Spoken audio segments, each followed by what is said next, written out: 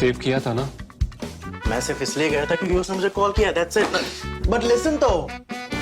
Save it for someone else. जिंदगी में save करना जरूरी है, मगर जब बात पैसों की हो, सिर्फ सेविंग से काम नहीं चलेगा। इक्विटी म्यूचुअल फंड्स में इन्वेस्ट कीजिए और अपने सेविंग्स को आगे बढ़ने का मौका दीजिए। Mutual fund investments are subject to market risks. Read all scheme-related documents carefully. Perhaps heaven must look a little like this. Snow on the sand. Sounds like something God might have imagined. But no, these are graphic renders of Asia's finest winter athletes lining up along the dust-brown mountains of Asir in Saudi Arabia, near its southern Red Sea coast. The weather is like New Delhi in December, 23 in the day, 12 at night, but machines powered by a giant green hydrogen plant will allow fresh snow engineered from seawater to carpet the concrete ski slopes at all times. Later, there'll be a fold-up village for visiting athletes, villas, hotels, facilities for yachting, even two 500-meter-high, 100-mile-long skyscrapers called The Line, where drones will automatically deliver groceries and flying elevators take you up to your apartment. Elsewhere in the world, skeptics might want to reserve judgment until the 2029 Asian Winter Games finally happen in the Saudi desert. Earth movers are already in motion, though, to create NEOM, Saudi Crown Prince Mohammed bin Salman's snow on the sand fantasy.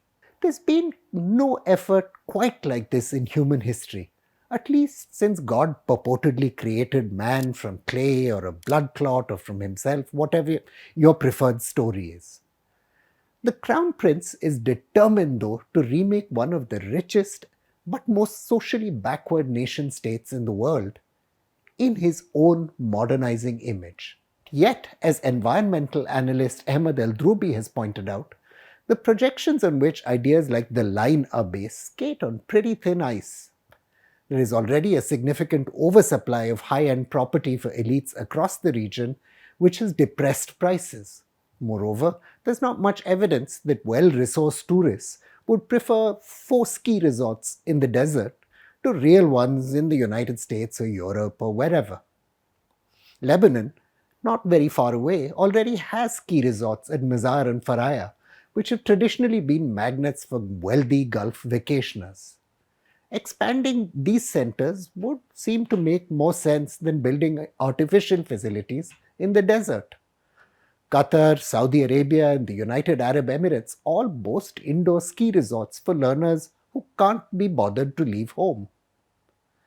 Fascinated and terrified experts across the region are asking themselves, is the Crown Prince destined to be Saudi Arabia's own Sun King, a version of the French King Louis XIV, who bankrupted the greatest court of France and eventually ended up pushing his heirs' heads onto the guillotine? This much is clear. The new Saudi Arabia isn't about building concrete structures, but about national self-imagination. Last week, Saudi football club Al Hilal paid $400 million to secure the services of football superstar Neymar da Silva Santos. His former club, Paris Saint-Germain or PSG, was given a $90 million commission. Earlier, rival Saudi club Al Nassr of Riyadh made a similar payout to get Cristiano Ronaldo. Al Hilal is also reported to have made an eye-popping $333 million offer to French captain Kylian Mbappe. A host of top coaches and players have been hired by Saudi football clubs. French footballers Karim Benzema from Real Madrid and N'Golo Kante from Chelsea, Brazil's Roberto Firmino from Liverpool, and the former Aston Villa manager Steven Gerrard. Ever since early 2021, journalist Ruth Mickelson estimates the Saudi Arabia Public Investment Fund, or PIF, among the world's largest, with assets of over $700 billion, has, together with other public sector entities, invested $6.3 billion in such sports deals. Among other things, the PIF also owns top United Kingdom club Newcastle, has invested in a golf tournament modelled on the United States Open. Saudi officials in private conversations insist the investments serve a public purpose. Every second Saudi, the data shows, is overweight and more than 20% are suffering from obesity. So encouraging high voltage sport, the argument grows, will draw young people to healthier lifestyles. The Saudi authorities are proud of the successes they've had in opening new gyms and expanding sports for girls and women. This is at best a virtuous spin-off from the real aim, though, to make Saudi Arabia a modern, post-theocratic state insulated from the challenges to its authority from an often restive youth population. To many analysts, creating an ecosystem of top football stars makes little business sense. For one, the audience for Pro League Saudi football isn't huge. DAZN, a top UK-based broadcaster, secured the rights to stream matches overseas for a paltry $500,000. Football in Saudi Arabia has a long record of spending way beyond its means because of state support. In 2018, the Crown Prince had to clear cumulative debts of $333 million piled up by the clubs. You could say this isn't huge money for a little good PR, but little reason is needed to see why top European clubs are willing to offload star players to the Saudi League. Earlier this year, European soccer regulator UEFA capped the spending of clubs on player wages and associated commissions to 90% this year, 80% the next, and 70% in 2025. European clubs are thus keen to get rid of some of their highest paid assets, especially older players whose performance isn't always matched by their star value, shall we say. The ruins of the Saudi monarchy's more ambitious efforts to transform the country are everywhere. In 2006, former King Abdullah bin Abdul Aziz ordered the construction of 6 knowledge cities, which were meant to create millions of high-technology jobs. There has just been one arguable success.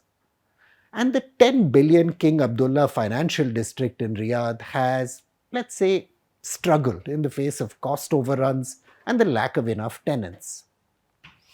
Even though Saudi Arabia and its Persian Gulf neighbors see the need to position themselves for a post-hydrocarbon future, it's far from clear if their ambitions to become hubs of finance and technology can really be realized.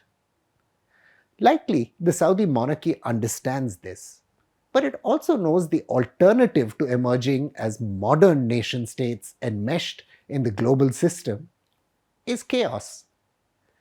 Ever since the discovery of massive Saudi oil deposits in 1938, historian Tyler Priest has written, the kingdom's security was guaranteed by the United States of America. The US had supplied almost 80% of the petroleum needs of its European allies throughout the Second World War. The lifting of price controls after the war threatened these economies. Enhanced Saudi production helped bring the price of oil down again. To sustain the arrangement, the United States guaranteed security to Saudi Arabia. In 1944, former US President Franklin Delano Roosevelt told a British diplomat this pretty bluntly, and I quote, "Persian oil is yours. We share the oil of Iraq and Kuwait. As for Saudi Arabian oil, it's ours." The charismatic Central Intelligence Agency agent William Eddy in 1945 secured a successful summit between the then Saudi king Abdul Aziz and Roosevelt. Eddy's efforts ensured the two leaders bonded.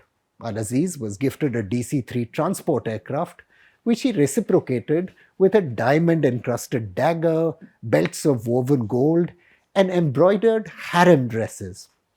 Perhaps a sly reference to Roosevelt's not always scrupulous commitment to marital fidelity. Running empires is an expensive business, though. The scholar Arthur Herman estimated in 2014 that, and I quote, "Keeping the region's shipping lanes, including the Straits of Hormuz, open to tanker traffic cost the Pentagon on average of $50 billion a year. A service, he said, that earns us the undying enmity of populations in that region. The US military, the argument went, was effectively providing security for big Asian oil importers like China and India. The Saudi state knows that American generosity isn't endless. Today, it will need to enmesh itself in a complex network of alliances and make its peace with Iran, China, and the US. The country will need to do more than sell oil to do that. Like other monarchies in the Persian Gulf, Saudi rulers probably know the challenges that lie ahead. The monarchy was built on an 18th century deal between its rulers and the country's clerics, which enforced its authority through massacres and directed at so-called infidels. The state it built cannot exist with a post-oil technological society. Elites in Saudi Arabia, journalist Ben Hubbard has written, hope social liberalism will win the support of young people. But too much excess or too few jobs could easily lead to the resurgence of the religious right and even of jihadist groups like Al-Qaeda. The monarchy, moreover, cannot risk democratizing political life, as liberal as its social mores might become. As the Shah of Iran, Mohammad Raza Pahlavi, discovered, sudden drops in oil revenue can rapidly discredit authoritarian modernizers and open the way for revolution. In 1971, Iran's king hosted what came to be known as the Devil's Feast. The guests got quail eggs with caviar, mousse of crayfish tails, peacock, 60-year-old champagne and vintage cognac. 8 years later, his authority had crumbled and he was swept into exile by the theocratic opposition. Finding himself at the crossroads of destiny, the Saudi crown prince has made a firm decision which way to march. He'll be hoping history hasn't laid an ambush on the road ahead. I'm Praveen Swami and I'm National Security Editor of ThePrint. Thank you for watching Security Code.